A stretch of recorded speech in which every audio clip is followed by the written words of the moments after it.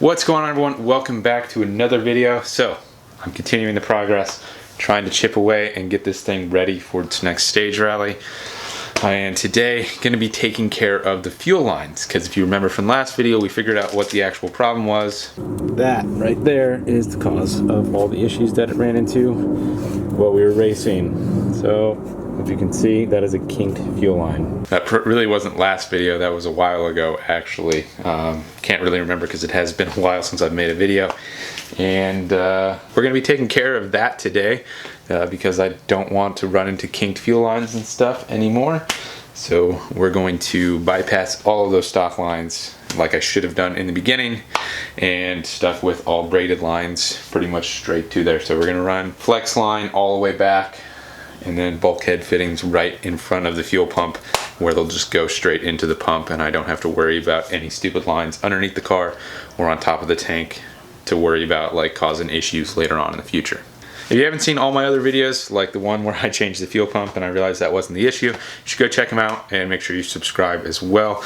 I'd really appreciate it. The build has been coming along pretty well, and it's definitely a blast to actually take this thing out on stage roads and rip it around and end up causing a lot more damage. But I'll get into it. I'm not really sure exactly how I'm going to do this, so I'm probably not going to explain very much and just kind of show what as I'm working. That way I don't sound like I have no idea what I'm saying, because right now I'm not really sure exactly how I want to make it.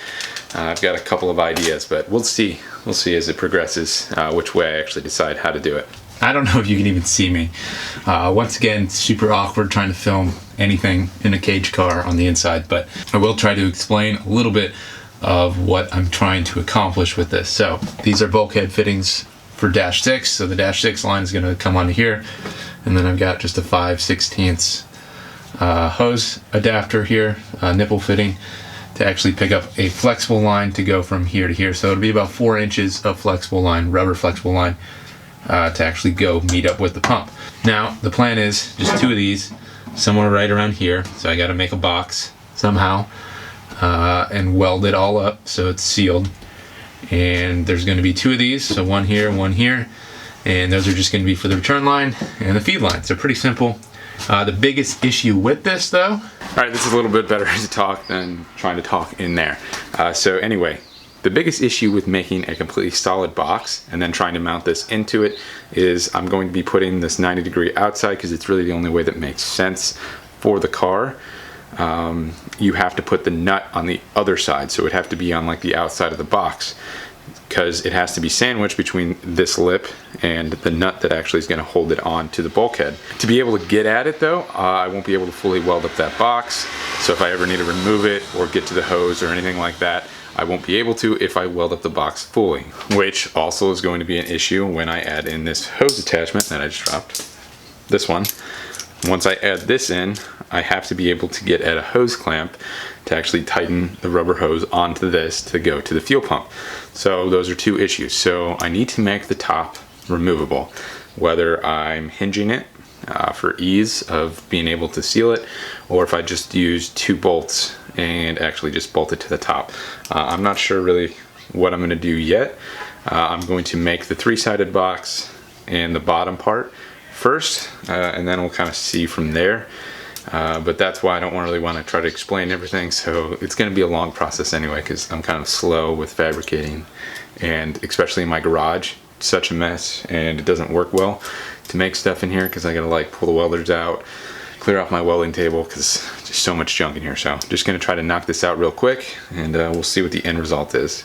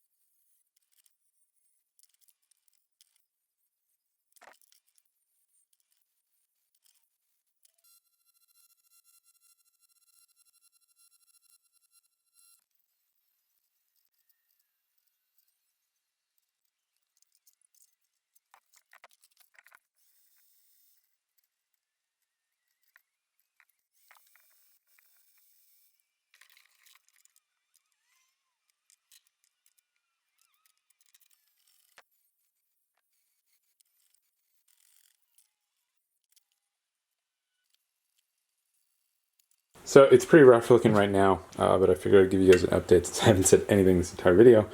But yeah, it looks pretty rough right now, and it will look a lot better once I clean it up, weld it all completely, clean up the welds and whatnot. Yeah, so this is essentially how it's going to be. These two are going to be pointing down.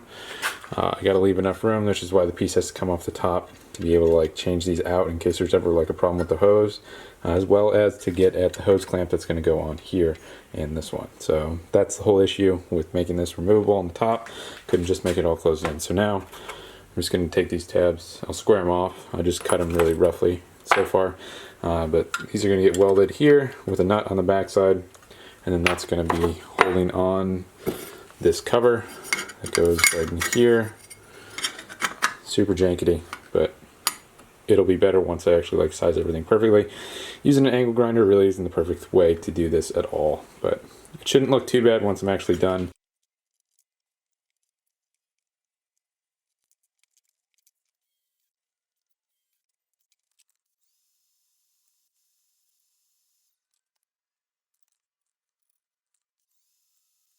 Alright, so essentially this ugly thing right here is it. Yeah, super pretty.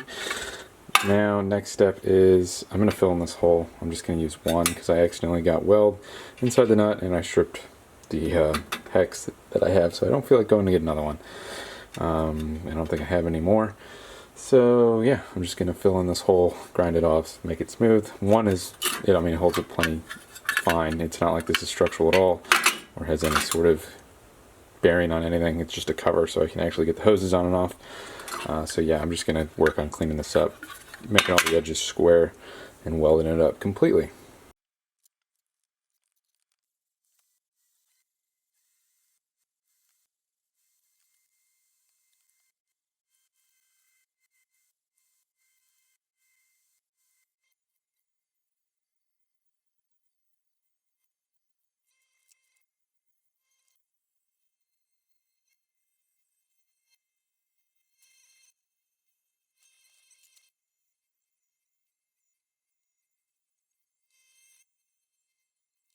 Well, ghetto box is done. Looks a little better than it did at least.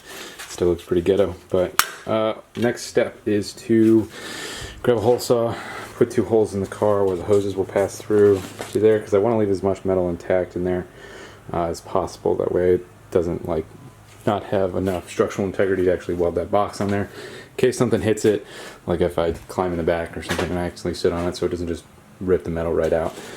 And then once I do that, it'd be good to strip the paint around and start welding it in place. I'm not going to weld it fully. It's kind of sketchy welding that close to the gas tank without dropping the gas tank.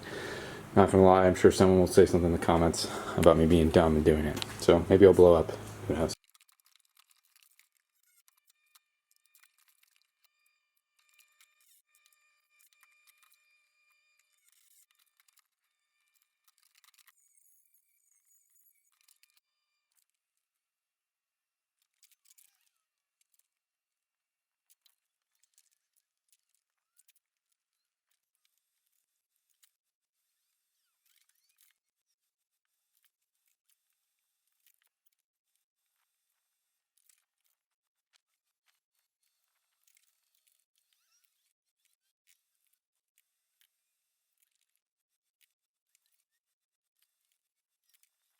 Well, here it is finally.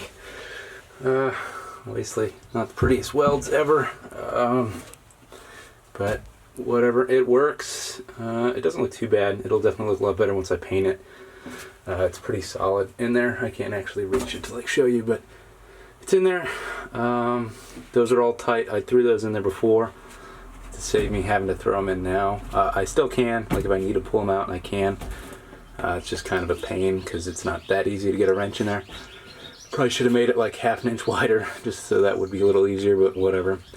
So now I'm just going to run the rubber hoses from the fittings inside the box to where they go on the places on the pump. And then from there, it's pretty much done. I just have to run lines all the way from here and back up to the cabin, or to the actual engine, not the cabin.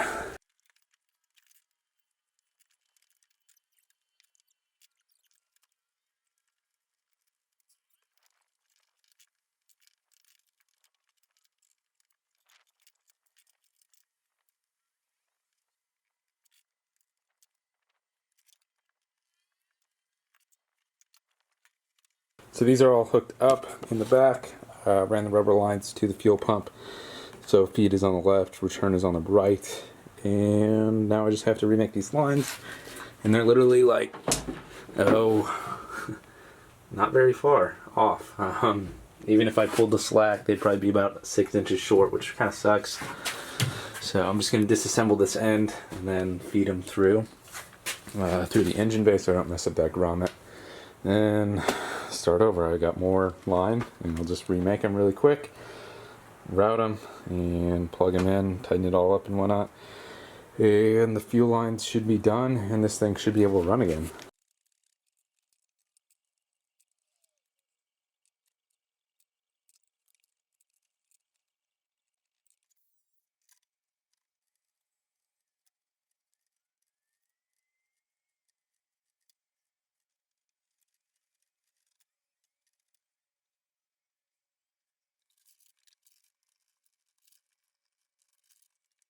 All the fuel lines are hooked up now.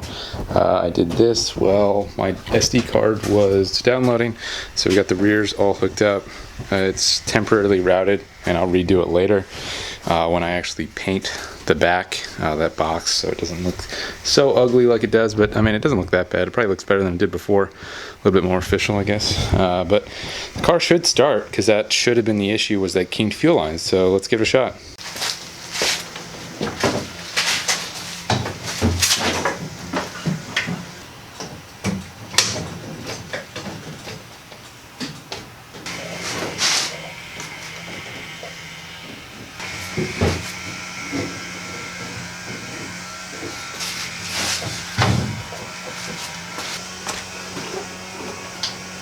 Everything's still dry.